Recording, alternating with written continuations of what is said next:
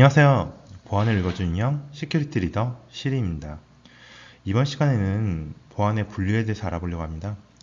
보통 여러분들한테 보안이 세 가지 쪽으로 나뉘게 되면 어떤 분야가 있을까요? 라고 여쭤보면 보안에 근무하신 분이면 100이면 100 다 똑같은 얘기를 하실 것 같아요. 기술적, 물리적, 관리적 요소가 있습니다. 라고. 그래서 이러한 분류를 이번 시간에 소개해 드리려고 합니다.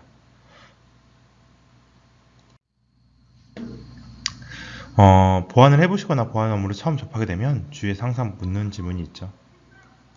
주로 관리적 보안하세요? 아니면 기술적 보안하세요? 여기서 말하는 관리적이란 보통 법률 같은 얘기도 있겠고요. 아니면 정책 같은 얘기도 있겠습니다. 기술적 보안은 모의 해킹, 취약점 진단, 침해 사고 대응 같은 부분도 있고요. 보안은 기본적으로 이런 세 가지 영역에 보안이 존재합니다. 들어보셨나요? 가물기라고. 만약에 처음으로 이제 회사에서 집에 침입을 시도하는데 문에 자물쇠나 비밀번호가 없다면 어떻게 될까요? 보통 모든 사람이 다 들어갈 수 있겠죠. 그래서 물리적 보안이 필요합니다. 근데 들어온 사람이 역할이랑 권한이 지정이 안 돼 있다면 사장이 막 사원의 자료를 볼 수는 당연히 있겠죠. 반대로 사원이 사장의 자료를 열람 가능할 수 있는 문제점이 생깁니다. 이런 거에 대해서 관리적 보안도 필요하고요. 어, 세 번째로 이제 전화선 같은 부분에 누가 조청 장치를 넣었어요.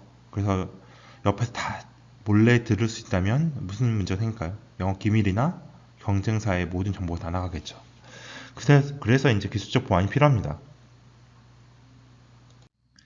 상세하게 알아보도록 하겠습니다. 첫 번째는 관리적 보안인데요. 관리적 보안은 이제 조직의 관리 절차 및 규정에 대해서 대책을 세우는 보안입니다. 그래서 보안의 정책, 절차, 조직 구성, 운영, 감사, 사고조사. 기본적으로 문서 작업이라고 하는 분들이 대부분 이 부분에 들어갈 거예요. 그래서 기술적 보안 제외하고 이제 실제 정책이나 가이드라인 부분을 만들고 지키는 부분입니다. 그래서 예를 들어서 설명해 드릴게요. 출근해서 내가 무엇을 할 수 있을까요? 보통 내가 읽을 수 있는 자료 내에서 이제 자료를 만들고 일을 하게 될 거예요. 근데 만약에 내가 사장님의 자료를 읽을 수 있나요? 당연히 아니겠죠. 나에게 맞는 업무만을 진행할 수 있겠을 겁니다. 이렇게 각자의 역할에 맞는 접근 가능한 자료만 등급 설정되어 있고 이런 부분에 대해서 내 권한에 맞게 설정하고 유지하는 방법을 바로 관리적 보안이라고 해요. 그래서 요즘에 마이데이터나 아니면 그 외에 이제 비식별 조치로 많이 유명한 비식별 조치 방안들이 있죠. 그래서 개인정보를 식별하고 비식별 조치하고 적정성 평가라고 하죠. K 익명성, L 다양성, T 근접성 같이 개인정보 실제로 다시 재식별될 수 있느냐 없느냐 여부를 따지는 적정성 평가. 이런 적정성 평가 이후에 만들어진 자료를 비식별 정보라고 해요. 그래서 이런 비식별 정보부터는 개인정보가 아닌 것으로 판단하죠. 이렇게 제가 그 비식별 정보를 얘기 드렸지만 이런 것처럼 이런 전체 개인정보나 아니면 보안 정책을 세우는 방법, 이게 바로 관리적 보안입니다. 그래서 보통 이 정도 수준을 얘기해요. 제일 높은 수준의 정책이 있고요. 정책을 따르는 이제 각각의 일련의 표준이 있습니다. 표준을 어떻게 수행할 거냐에 따른 절차도 있고요. 이런 절차의 베스트 프랙시스죠. 그거를 가이드라인으로 만드는 케이스도 존재를 합니다. 그래서 이러한 관리적 보안을 하시는 분들이 대부분 여러분들이 아시는 뭐 과장급, 차장급, 부장급 분들이 보통 관리적 보안을 많이 하실 거예요. 그래서 RSMSP나 아니면 PIMS 지금은 없어졌죠. 그 다음에 피아 같은 부분들이 이런 영역에 속하게 됩니다. 예, 두 번째로는 물리적 보안이 있을 것 같아요. 이제 물리적 보안은 설비 및 시설에 대한 물리적 위협. 그러니까 누구나 알 수 있죠. 이렇게 출입문 같은 부분이나 아니면 지문 인증, 카메라 같은 부분도 존재하겠습니다. 예를 들어 한번 들어볼게요. 회사를 다닐 때 제일 먼저 나와서 하는 일이 뭘까요?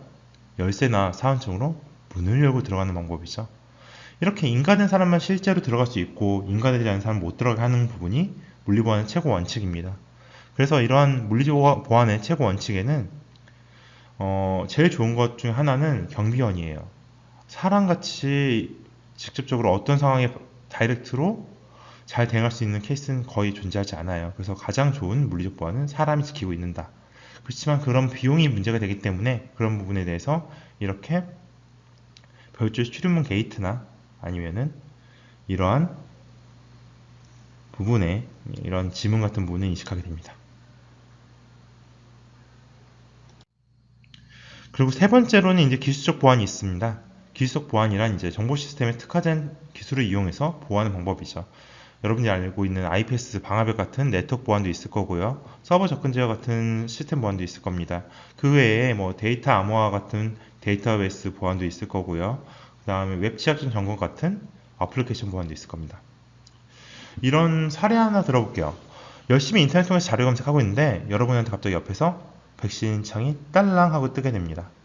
이때 백신 창의 내용 보니까 바이러스가 침입하려고 했지만 확인해서 차단했다고 해요. 이렇게 여러분들이 일을 하거나 아니면 컴퓨터 사용하실 때 안전한 환경을 제공하는 방식이 바로 이런 기술적 보안입니다. 그래서 이런 해커분들도 이런 기술적 보안에 막혀서 공격 못하게 되죠. 그래서 수시적 관제 영역이나 아니면 진단 영역들도 있을 거고요. 백신 같은 부분도 존재할 것입니다. 여기 뭐 외산 제품도 많이 있어요. 우리나라 국내뿐만이 아니라. 한번 퀴즈를 풀어볼게요. 네트워크 보안, 시스템 보안, 어플리케이션 보안, 데이터베이스 보안 같이 여러 가지 방법을 이용해서 보안하는 방법은 무엇일까요? 하나, 둘.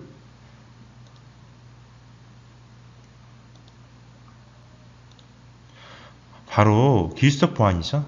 그래서 뭐 이런 보안 장비들을 만들기도 하고 아니면은 실제로 데이터들을 암호화하거나 해킹하기도 합니다. 이런 부분들을 기술적 보안이라고 하고 테크니컬 시큐리티라고 합니다. 지금까지 저희는 보안의 분류에 대해서 알아봤습니다. 이 관리적, 그 다음에 기술적, 물리적, 관리, 기술, 물리를 관물기라고도 많이 해요. 그래서 이 세 가지 요소에 대해서 저희가 보안을 분류하고 보통 이거에 따른 직무도 분류되게 됩니다. 여러분들 아마 하시게 되실 업무도 이 세 개 중에 하나지 않을까라는 기대를 하고 있습니다. 예. 지금까지 들으시느라 고생 많으셨고요. 좋아요, 구독 부탁드리겠습니다. 좋은 하루 되세요.